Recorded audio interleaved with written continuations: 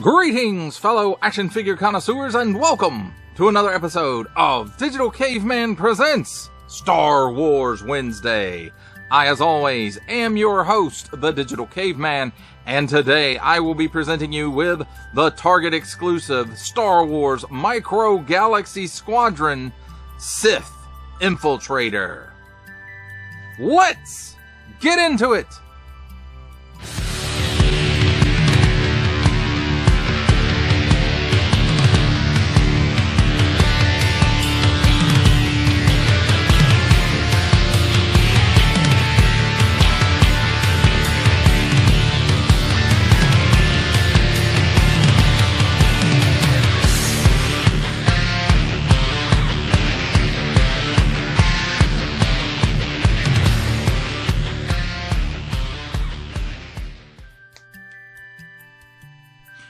Let's start things off with a look at the packaging. And here on the top, Star Wars Micro Galaxy Squadron. And then we have a nice big window so you can get a look at it, you know, from the top. Also to let some light in from the top. On the front here, we've got Star Wars Only at Target, Episode 1, The Phantom Menace. And a nice big window showcasing the vehicles, because there's a vehicle and there's a vehicle, and the figures. And then we've got that nice Phantom Menace 25th anniversary logo stuck right on there. And then we've got Darth Maul and Qui-Gon Jinn Episode 1 collection. See, it says so right there. Micro Galaxy Squadron. Warning, no stick things in your pie hole that do not belong there. Sith Infiltrator. It's number 0152. On the bottom, warning, don't stick things in your pie hole that do not belong there. Jazzwares, don't give it to babies, a barcode, and some other text stuff. Star Wars, here's some directions. You have to put the end of the ship on there, and then that's what it looks like. Some Arabish right here. A little window so you can see it right in there. Star Wars, well, it doesn't say Star Wars, but Micro Galaxy Squadron, and then all that nice foil that they like to put on these that makes them look fancy, but messes up my chroma key. So here we go, Star Wars. And here's some nice artwork of the Sith Infiltrator Disney, and then again that foil chromey look. And then we've got Star Wars. We've got some illustrations or some pictures of what's going on with the ship. And here it shows the wings open and close. The cockpit opens and you can put stuff in there like Darth Maul. And then you can also open the front section of it here and store the Sith Speeder. So there's the hologram for you to clip and collect. And then some Arabish right there. Sith Infiltrator, Starship Class, Disney print, Star Wars print, Micro Galaxy Squadron print. That, my friends, completes our look at the packaging. Let's take a look at the figures, the stand, and the vehicles. And first up, let's get the handy dandy tweezers out. And we'll take a look at the figures. Now, as far as I know, Qui-Gon is new. I have not seen him before. Now, that doesn't mean they haven't put Qui-Gon out before. But I have to say, the paint on the face looks a little bit messy even for this scale, and usually they do such a good job with the paint apps, but it looks like it's, I'm not sure if it's molded. I don't even know. I would assume that it would be molded in this color, seeing as how that's the majority of what's going on, and it probably is. And then this is a paint app, and then that's a paint app, and then this has a paint app for the belt here and the lightsaber. And then paint apps for the legs and boots. And again, I have to say, the paint on this one is a little bit messy compared to what Micro Galaxy Squadron usually puts out. As far as his articulation goes, arms spin around 360 degrees and they are connected. And then the legs are connected as well, and they will move forward approximately 90 degrees into a sitting position. Let's take a look at Darth Maul. Now this is the same Darth Maul that we've seen before in the blind packs with the Sith Speeder. And it is a little different, and it's different in the fact that it does come with this removable cloak. So there's that. Nice little molded details in there.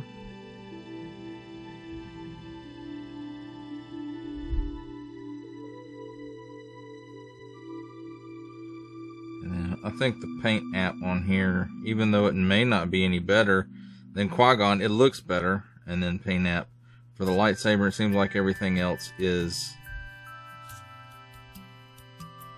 molded in black plastic. Maybe his collar is not, but that could just be shine, glare from the lights. So, and his articulation is exactly the same as Qui-Gon and the rest of Micro Galaxy Squadron. The arms are connected together. They spin around 360 degrees, although they are quite stiff. And the legs also will fold 90 degrees forward into a sitting position. And as far as how the cloak goes on, it just slides on him just like that. So there's that. And next up, we'll take a look at the stand. And of course, the same stand we've seen lots of times in the blind boxes. It's got a post here for display and a post here for play. And speaking of stuff we've seen in the blind boxes before, the Sith Speeder. And this one is a little bit darker in color than the blind box version, so that you can tell them apart. It looks like it's got a few more paint apps as well.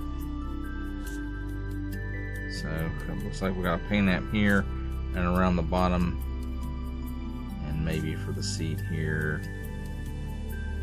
And I'm not sure what color this is molded in, but it's got a bunch of colors on it compared to the last version. It's got a port here or slot in the bottom, and so you can put it on the stand this way and you can go zoom, or again for display purposes like this, and it will set on the shelf. Now let's take a look at the Infiltrator itself, and I have to say it does have a lot of nice molded details in it, lots of panel lines, lots of little paint apps here and there as well, and I'm not sure what all is paint and what's not. I'm assuming that it's molded in this color, and then everything that's not that color is a paint app. So very nice, very great looking silhouette when landed. And of course it does have 3 landing gears, and they do fold in, and it's 1, 2, and 3, and they fold in this way, and this way, and there you have it. So he's getting ready to land. These wings do fold up. They are very, very stiff though, and I feel like every time that I manipulate them, I'm going to break it, and that's open or close. So I thought maybe there was a tab or a button or something that I was supposed to push, but I couldn't find anything. So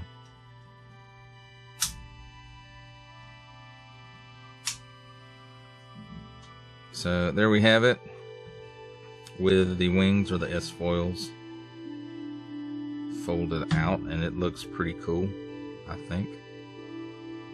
Of course, I've always thought this was a cool looking ship. So let's fold those back in very carefully.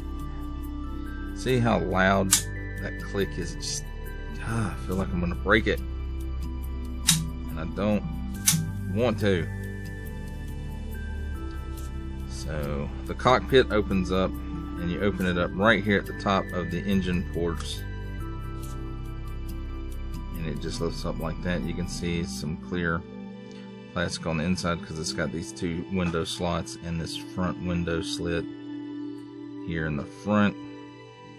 Here is the cockpit, and I've never seen the interior cockpit like this, so that's kind of cool. Looks like the pilot seat here, and then several people can sit around, and this looks like maybe a hollow emitter or some kind. Lots of nice little button details on the dash there, so that's really cool looking. And it tabs in right here, and same on the other side. And another little feature that it has that I thought was really cool is right here, these doors open up, and it does have a ramp come out. Not a lot of details and stuff going on in there, but it doesn't really need to be. So I thought that was a really cool feature as well. And I closed it backwards. And the last feature, which is kind of the hardest one to get to, is this panel right here does remove. And it doesn't like to. It tabs in here and here, and then just kind of friction closes up here. I think I didn't see a tab when I looked at it earlier, but who knows. And again, it feels like you're going to break it trying to pry this sucker open. So there we go. Nothing special on the inside here, or the inside of the removable plate. And here there is storage for the Sith speeder,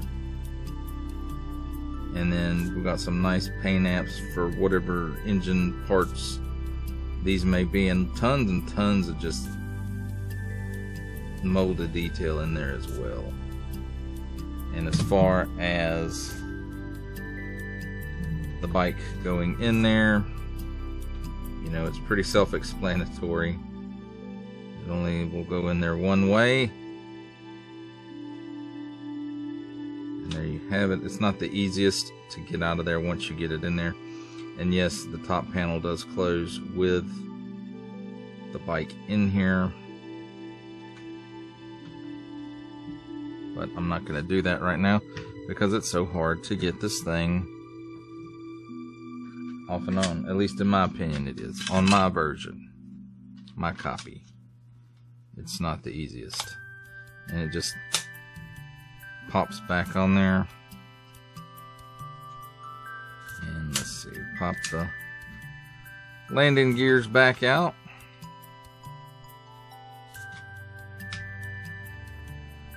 There you have it, my friends. There's a look at the ship, the speeder bike, and the figures. Also the stand. It's time for my favorite part of a review, comparisons. And here we have the Target exclusive Star Wars Micro Galaxy Squadron Sith Infiltrator with the Sith Infiltrator, the Sith speeder bike, Darth Maul and Qui-Gon Jinn, with the blind box, Darth Maul and Sith Speeder, and Sebulba and his pod racer from the Boonta Eve Battle Pack.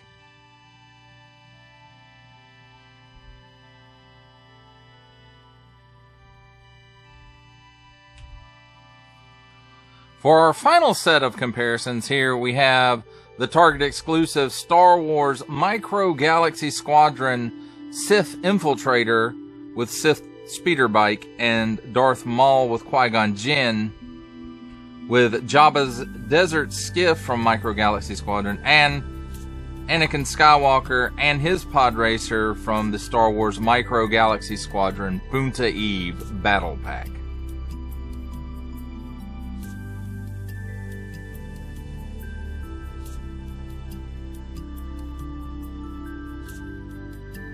For final thoughts on the Target exclusive Star Wars Micro Galaxy Squadron Sith Infiltrator, I have to say I think this is appropriate reuse for the Darth Maul and Sith speeder that came in a blind pack for those that didn't get it and wanted the Sith Infiltrator as well.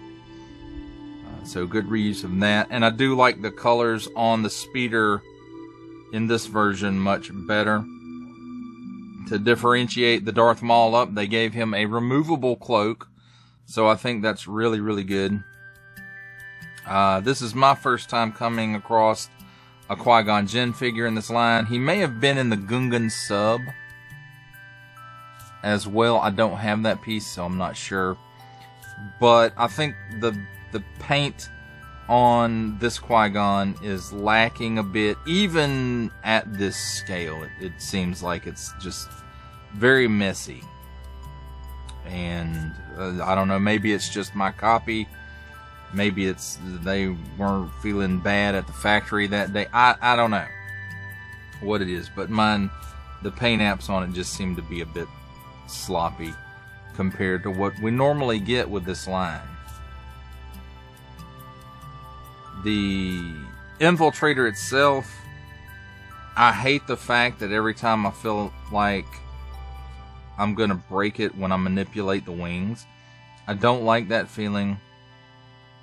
I do like that the panel on the front of the ship does stay in place really, really well, except when you go to open it up. And again, every time I go to open it up, I feel like I'm gonna break it. I do like that they have storage for the speeder. I do like that they did the rear exit with the ramp. I do like that I've finally gotten a look at the cockpit for this ship, and I don't know where it comes from that this is what the cockpit looks like. If it's something they just made up, I'm sure there's some source material somewhere, a comic book, or maybe some kind of technical manual on this ship, or maybe just like that book that has the cutaway diagrams, maybe out of that. And I do have one of those books for episode 1, so I may have seen the interior of this before, just not remember it. But it is highly detailed. I think it has a good many paint apps for this line, and I'm not sure if that has to do with the fact that this was an exclusive, or that's just how they decided to do it. So, a lot of good parts about this vehicle, and just one glaring, not a bad thing, I guess, a negative, and that's just the wings feel like I'm gonna break them every time. And then again, I looked around to see if there was some kind of button or something. I couldn't find a button. I looked on the box.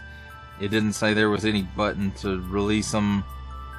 So I guess you just do it manually and pray to God you don't break it when you go to manipulating it. So there is that. So that's, one negative and one semi-negative, and the semi-negative being the difficulty opening the hood, so to speak. But other than that, really, really good. Nice molded details. I think it has nice paint on it. I feel like this is appropriately sized. I could be mistaken, but it feels like it's appropriate for these figures, especially when you look at the size comparison to the only other Sith Infiltrator that I have, and that would be the one that came out in '99 in the episode 1 3 3/4 line, and that one is really way too small. Well, that does it for the review. I hope you enjoyed it. I enjoyed making it. Only support from viewers like you make this programming possible. Each view does count, and I do appreciate each and every single view that I receive. Thank you, and thank you so very, very much for supporting this channel through viewing. If you are interested in supporting my channel further, I am now offering memberships at various tiers. Click the join button on my YouTube page, or check this video's description for the link and see if any membership offers are right for you, but only if you are in a position to do so. Comment below, like, share, subscribe if you would like to see more content or just help the channel grow. Or both, that's even better. And don't forget to ding that bell so that in the future, you will be notified as my new content becomes available. That's a wrap, folks. I'll see you next time.